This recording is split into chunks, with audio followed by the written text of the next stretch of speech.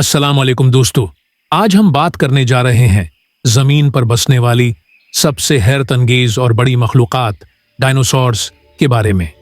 ये मखलूकात लाखों साल तक जमीन पर राज करती रहीं, लेकिन अचानक ऐसा क्या हुआ कि वो हमेशा के लिए खत्म? क्या कोई सयारचा जमीन से टकराया या कोई और कुदरती आफत ने उन्हें मिटा दिया? आज की वीडियो में हम इन सवालात का जवाब तलाश करेंगे और जानेंगे कि डायनासोर्स का खात्मा कैसे हुआ। तो चलिए शुरू करते हैं। डायनासोर्स तकरीबन 23 करोड़ साल पहले जमीन पर जाहिर हुए। ये मखलूकात मेसोजोइक एरा में रहे, जिसमें 3 दौर शामिल हैं: 1 ट्रायासिक, 2 जुरासिक, 3 क्रिटेशियस। ट्रायासिक दौर में छोटे और इब्तिदाई डायनासोर्स मौजूद थे, लेकिन जैसे जैसे हम जुरासिक और क्रिटेशियस दौर में आगे बढ़ते हैं, हम देखते हैं कि डायनासोर्स का हज्म और तनव्वुअ बहुत ज्यादा बढ़ गया। जुरासिक दौर में जमीन पर बहुत बड़े डायनासोर्स जैसे ब्राकियोसोरस और शिकारी अलोसोरस ने राज किया। क्रिटेशियस दौर में शिकारी डिनोसॉर्स जैसे टायरानोसोरस, टीरेक्स और परिंदों जैसे वेलोसिरैप्टर्स जमीन पर मौजूद थे। ये दौर डिनोसॉर्स की जमीन पर बलादिस्ती का उरूज था। डायनासोर्स सिर्फ जमीन पर ही नहीं बल्कि हवाओं और समंदरों में भी मौजूद थे। हवा में पिटेरोसॉर्स, समंदरों में मोसासोरस और जमीन पर बड़े टीरेक्स और ट्राइसेरेटॉप्स जैसे डिनोसॉर्स जिंदगी गुजार रहे थे। इस वक्त का माहौल आज के मुकाबले में बहुत मुख्तलिफ था। जमीन पर जंगलात फैले हुए थे, मौसमी तब्दीलियां बड़ी सुस्त थीं और पौधे हर जगह अगते थे। कुछ डिनोसॉर्स पौधे खाते थे, जैसे कि ट्राइसेरेटॉप्स और ब्राकियोसोरस।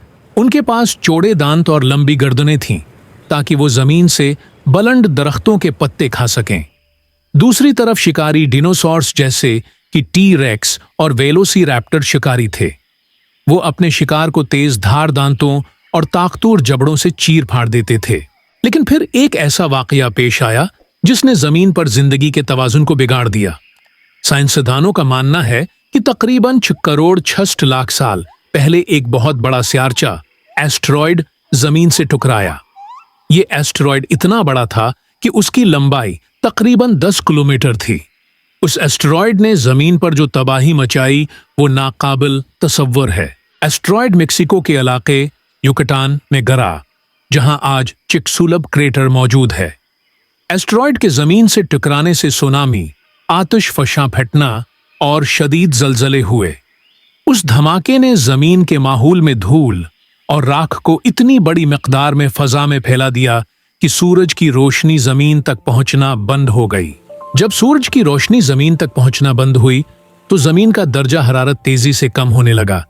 ये न्यूक्लियर विंटर कहलाने वाला मौसम बन गया, जिसमें जमीन सर्द, अंधेरी और बेजान हो गई।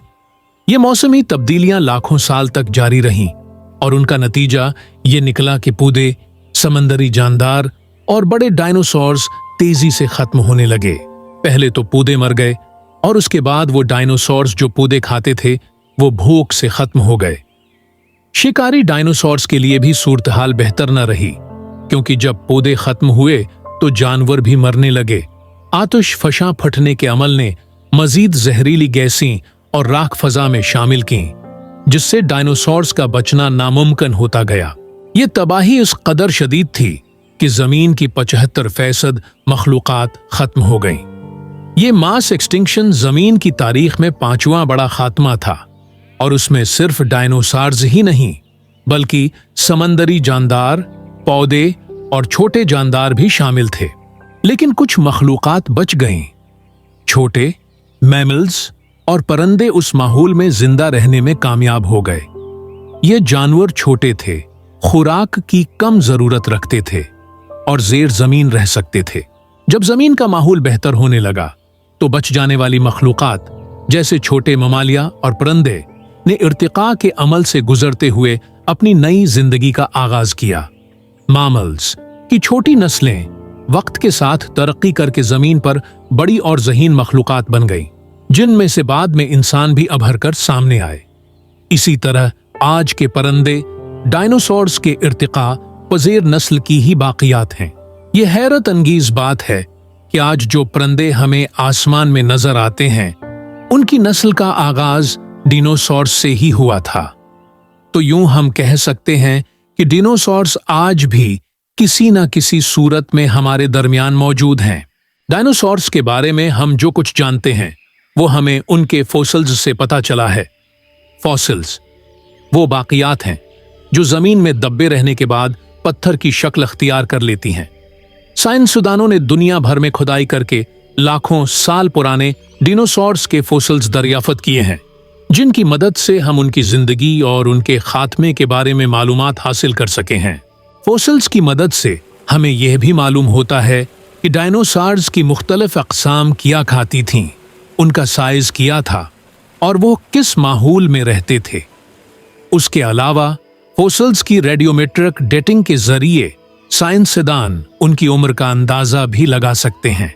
उसके अलावा दुनिया भर के मुख्तलिफ मकामात पर आयरडैम की एक खास तह पाई गई है, जो इसी वक्त की है जब एस्टेरॉयड जमीन से टकराया था। ये तह हमें उस वक्त के जबरदस्त टकराव की गवाही देती है। अब एक दिलचस्प सवाल यह भी है कि अगर डायनासोर्स खत्म न होते तो क्या होता? कुछ साइंसदानों का ख्याल है कि अगर एस्टेरॉयड जमीन से न टकराता तो शायद डिनोसॉर्स आज भी जमीन पर मौजूद होंगे होते। हमें शायद कभी इर्तिका की वो शक्ल न देखने को मिलती जिसने इंसानों को पैदा किया। क्या होता अगर टी-रेक्स और ब्रेकोसार्स आज भी हमारे साथ मौजूद होते? ये सोचना ही हैरानकिन है। लेकिन जैसा कि हम जानते हैं, कुदरत का अमल अलग था। एस्टेरॉयड के टकराव और मौसमी तब्दीलियों ने डिनोसॉर्स का खात्मा कर दिया और जमीन पर नई मखलूकात का आगाज हुआ, जिनमें से हम भी एक हैं। दोस्तों, डायनासोर्स के खात्मे की कहानी हमें यह सिखाती है कि कुदरती आफात किस तरह जिंदगी को हमेशा के लिए बदल सकती हैं। अगर डायनासोर्स का खात्मा ना होता तो शायद आज हम यहां ना होते।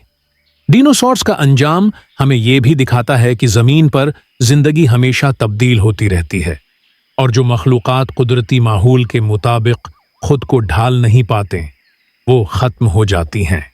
आज हम इन अजीम मखलूकात की बाकियात को अजायब घरों में देखते हैं और साइंस के जरिए उनकी जिंदगी के बारे में मजीद जानते हैं। लेकिन अगर हम गौर करें तो डायनासोर्स की कहानी हमारी कहानी भी है, क्योंकि जमीन पर जिंदगी हमेशा एक इर्तिकाई सफर में रही है।